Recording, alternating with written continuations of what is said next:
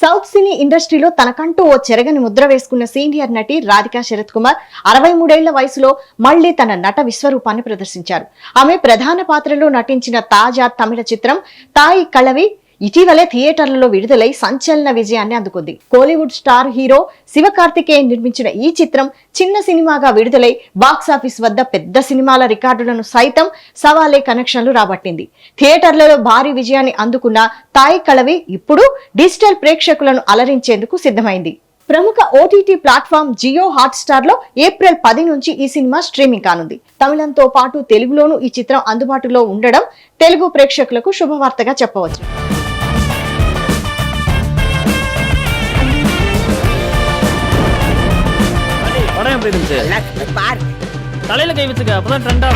తాయి కళవి సినిమాలో రాధిక పసుపు తాయి అనే పవర్ఫుల్ వృద్ధురాలి పాత్రలో నటించారు.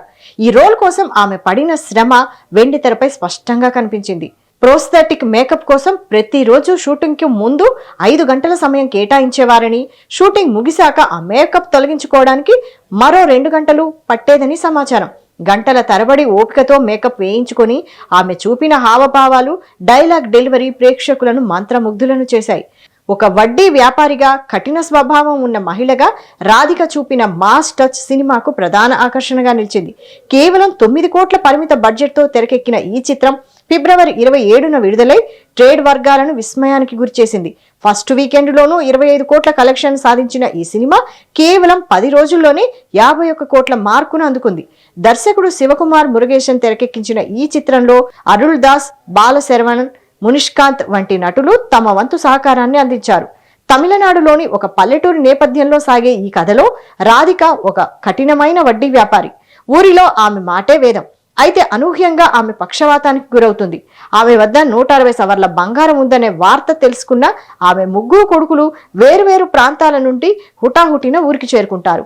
ఆ బంగారం దక్కించుకోవడానికి వారు చేసిన ప్రయత్నాలు ఏమిటి, అసలు ఆమె వద్ద నిజంగానే బంగారం ఉందా లేక అది కేవలం కల్పితమా అనే అంశాలను దర్శకుడు కామెడీ ఎమోషన్స్ కలగలిపి అద్భుతంగా తెరకెక్కించారు.